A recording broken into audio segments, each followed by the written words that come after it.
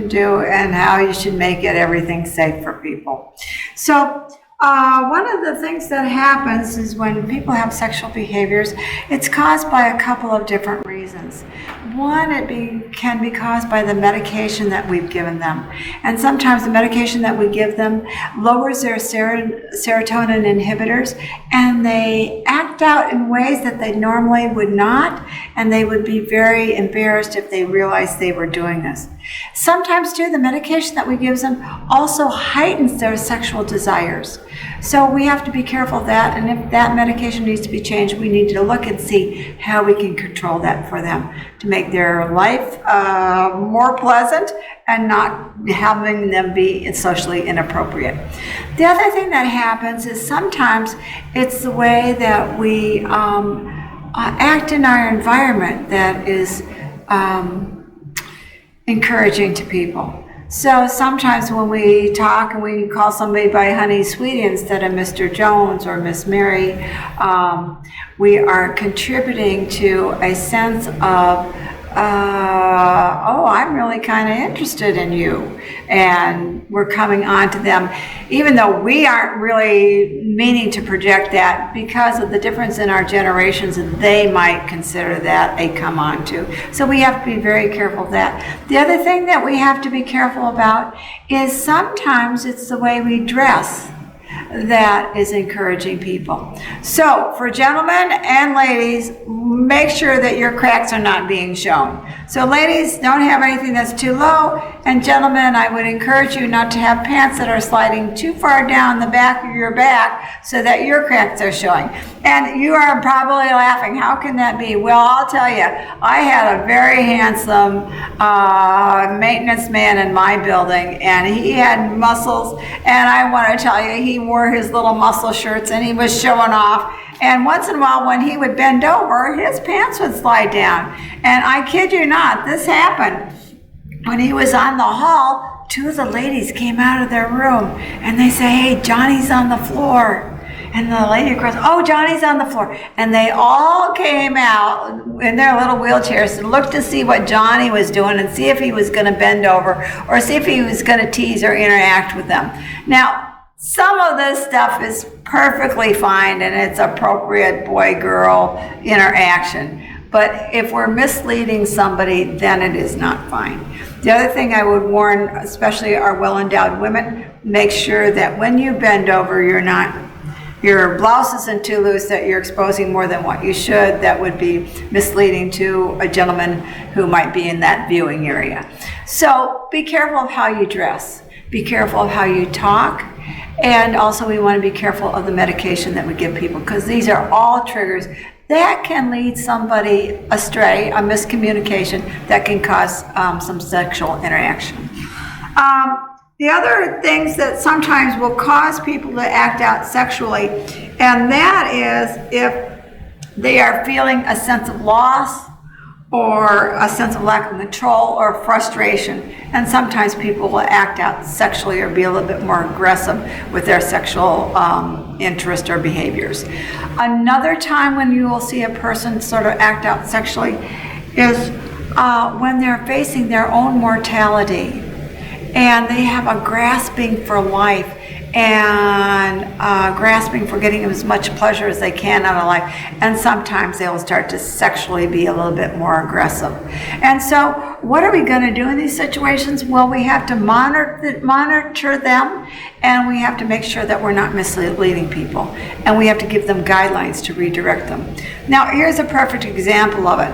I had a gentleman in my building, and his name was Larry.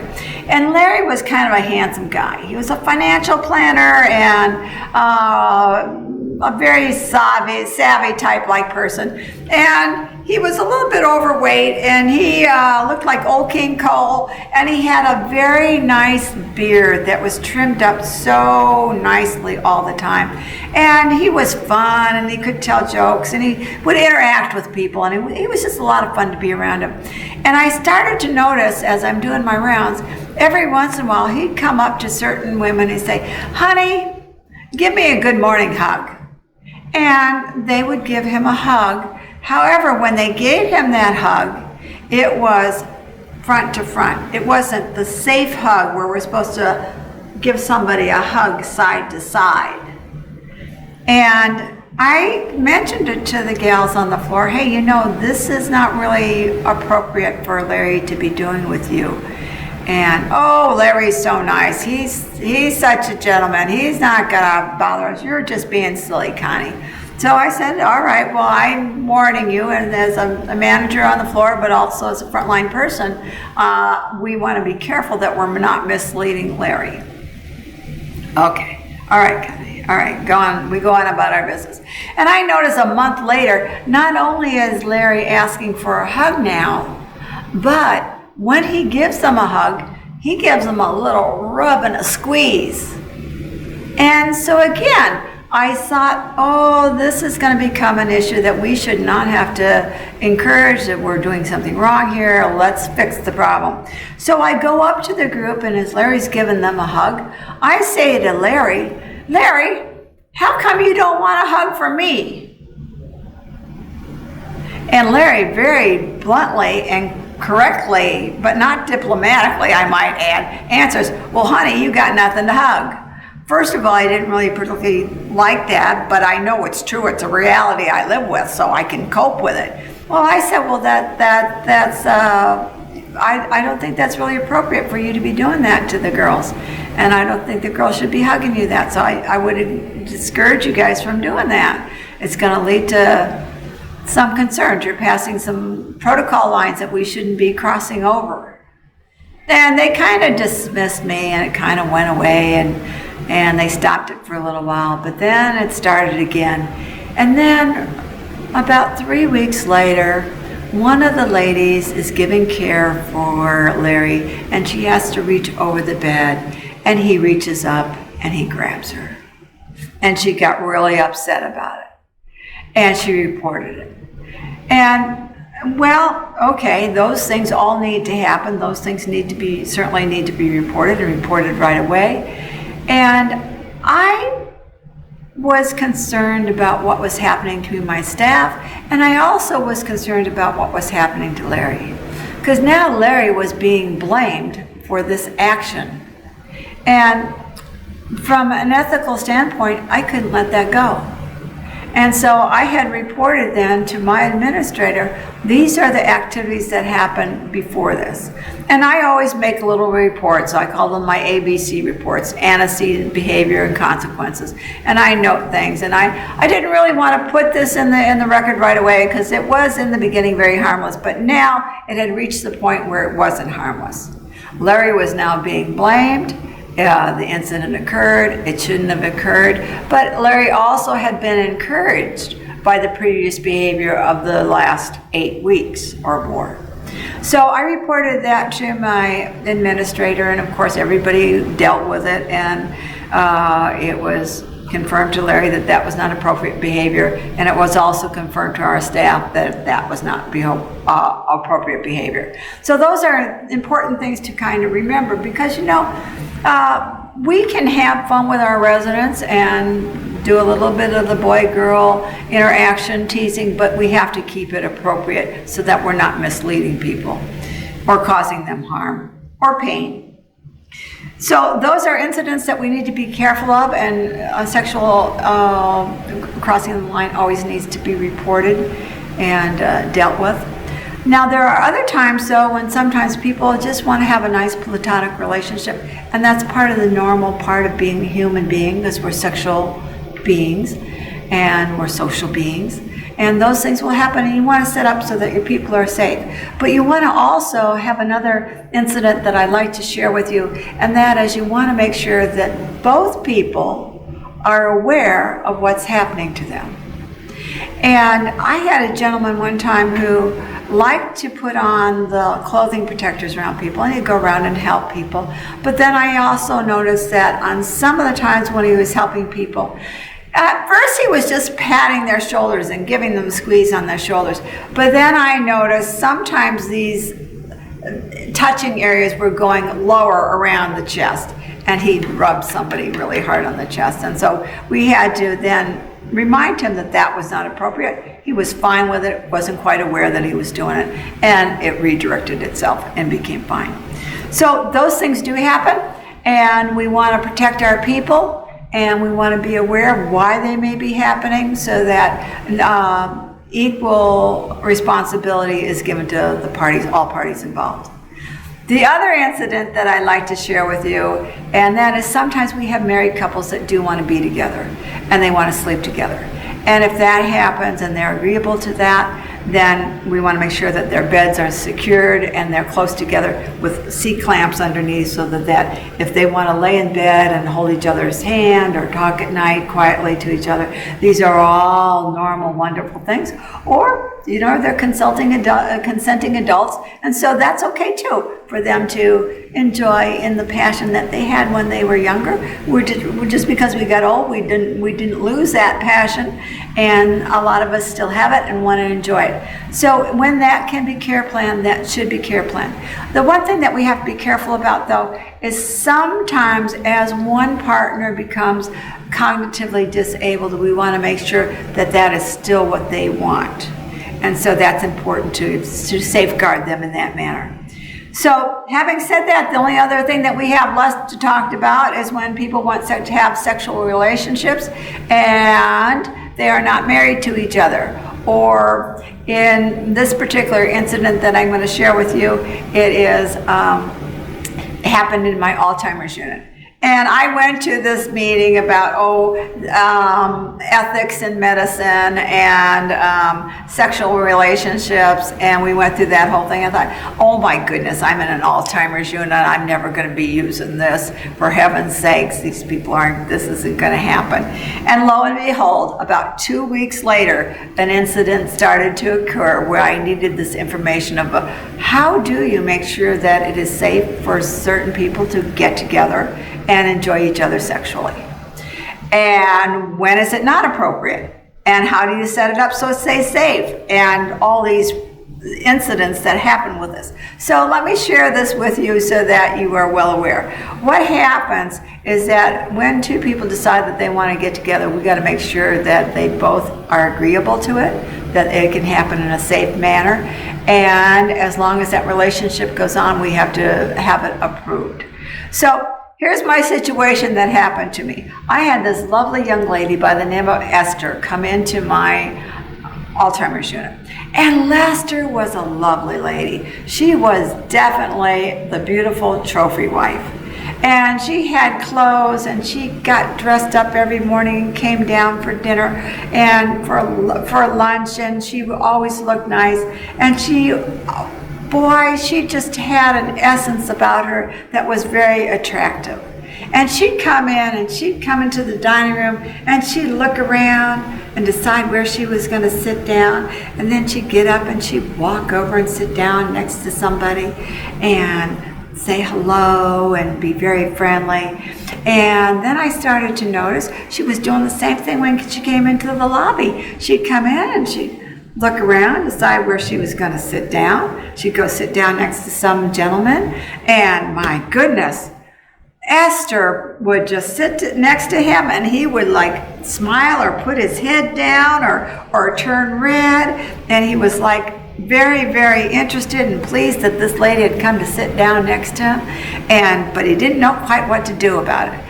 In other words, what I'm trying to tell you, Esther would walk in the room, and she created a lot more sensory stim and a lot more excitement than I had done in months in that room.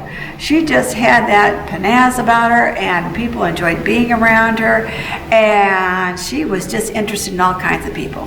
And I started to notice she would put her hand on their knee or touch their shoulder, and they would smile, but they didn't know quite where she was going and what was going on here.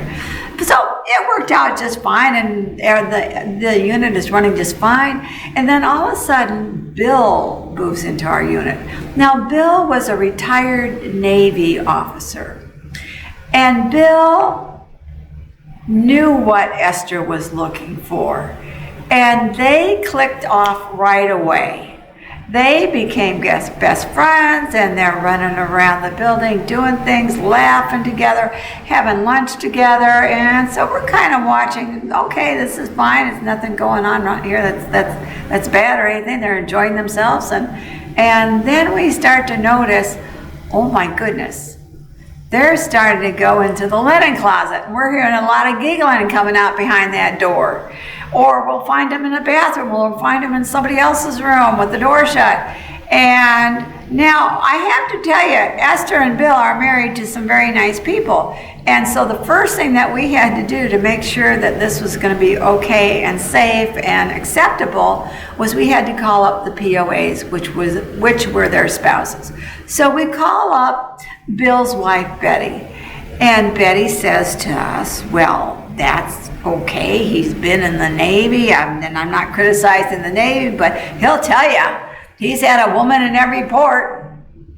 And I've known this, and it's been okay, and he doesn't really recognize me that much, but if that's making it happy, I'm going to approve that. That's okay.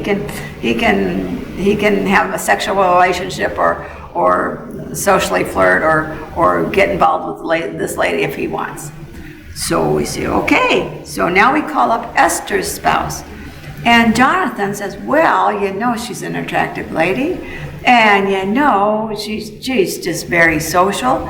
And she doesn't recognize me. And for heaven's sakes, if that's making her happy, let her go ahead and do that. So, okay, we've got permission from both of the POAs, so that we've got to set it up that they can have that. We've got to care plan it. So we've got to care plan it safely. One thing I'm very glad about, when you write a care plan, the care plan that they do it's something that they're going to do. And the approaches are something that we do to help them be safe and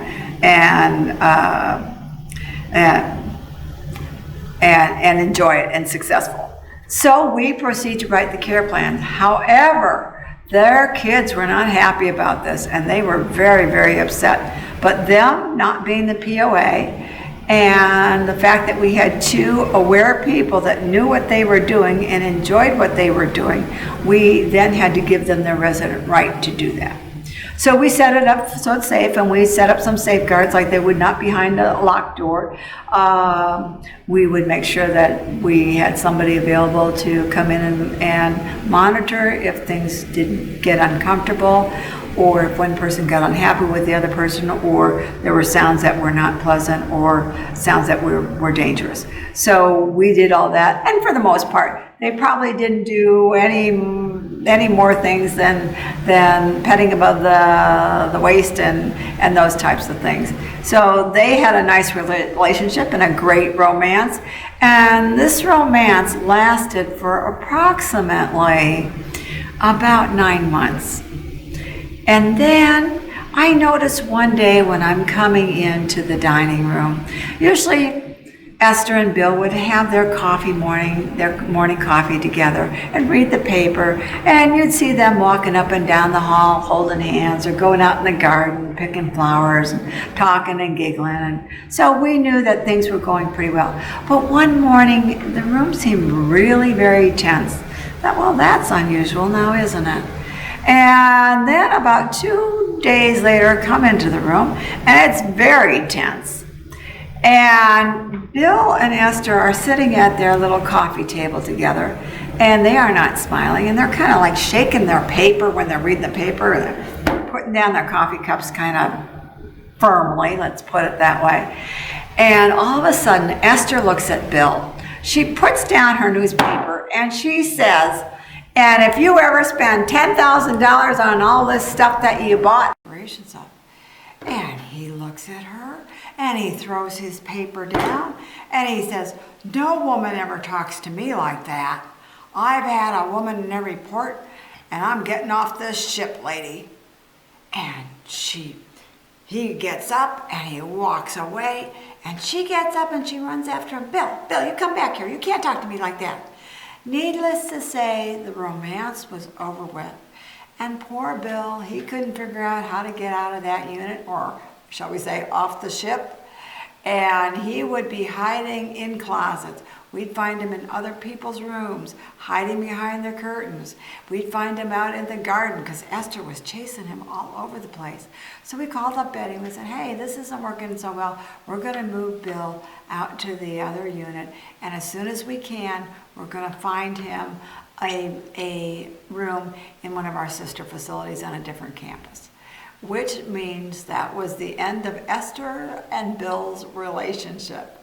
However, the important thing is they did have a good relationship for several months, and they did enjoy the activity, and it was planned safely by calling the POAs and making sure that they were safe when they were engaged in that goal, and also that sounds were pleasant and they were both agreeable to it. Once they were both not agreeable to it, it was no longer an activity that they could do, and we had to change the goal.